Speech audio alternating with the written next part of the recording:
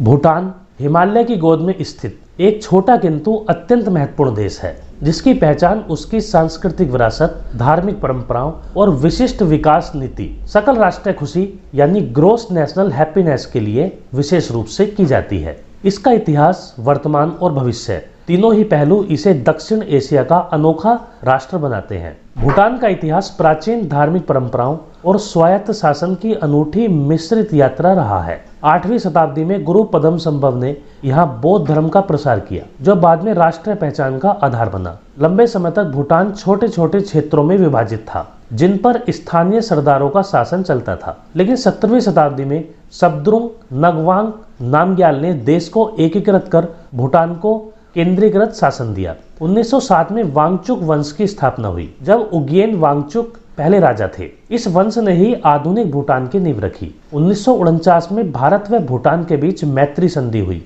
जिसने दोनों देशों को सुरक्षा और आर्थिक क्षेत्रों में मजबूत सहयोग का आधार प्रदान किया। 2008 में भूटान ने महत्वपूर्ण राजनीतिक बदलाव करते हुए संवैधानिक राजतंत्र को अपनाया और पहली बार लोकतांत्रिक चुनाव कराए। इसने भूटान को आधुनिक राजनीतिक व्यवस्था से जोड़ा, जबकि सांस्कृतिक जड़ों को सुरक्षित रखा। आज भूटान एक शांतिप्रिय, पर्यावरण संतुलित और सांस्कृतिक रूप से समृद्ध देश के रूप में जाना जाता है। भूटान ने विकास का एक वैकल्पिक मॉडल अपनाया है, जिसमें जीडीपी के बजाय लोगों की खुशी, स्वास्थ्य, सांस्कृतिक संरक्षण और पर्यावरण को प्राथमिकता दी जाती है। भूटान विश्व का एकमात्र कार्बन नेगेटिव देश है। इसके 70% से अधिक भूभाग पर वन है और संविधान के अनुसार 60% वन क्षेत्र बनाए रखना अनिवार्य है। भूटान की अर्थव्यवस्था मुख्यतः हाइड्रो पावर, कृषि और पर्यटन पर निर्भर है। भारत के साथ आर्थिक व ऊर्जा सहयोग उसकी रीढ़ है। लोकतंत्र के बावजूद राजशाही का सम्मान और राजनीतिक दलों के बीच संतुलन ने देश को स्थिरता दी है। भूटान अपनी पारंपरिक पोशाक, घो और कीरा, जोंग, वास्तुकला, धार्मिक उत्सवों और विशिष्ट जीवन शैली को आज भी संरक्षित किए हुए है। भूटान का भविष्य संभावनाओं और चुनौतियों का मिश्रण है। हाइड्रो पावर परियोजनाओं के विस्तार से भूटान की आय बढ़ेगी। भारत और बांग्लादेश को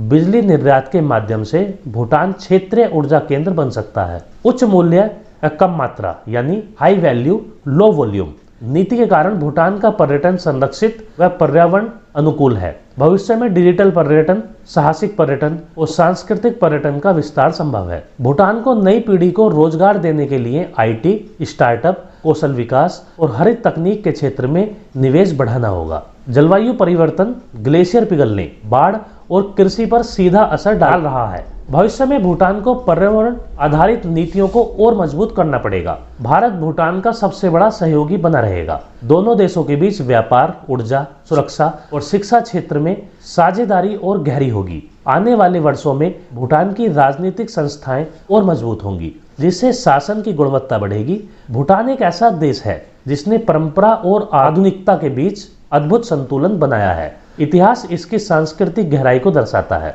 वर्तमान इसे स्थिरता और पर्यावरण संरक्षण का उदाहरण बनाता है और भविष्य इसे एक उभरते हुए हरित, खुशहाल और सांस्कृतिक रूप से विशिष्ट रूप में प्रस्तुत करता है। भूटान की सबसे बड़ी ताकत उसकी भौगोलिक स्थिति, सांस्कृतिक मजबूती और खुशी आधारित विकास मॉडल है, जो आने वाली पीढ़ियों के लिए प्रेरणा बनेगा।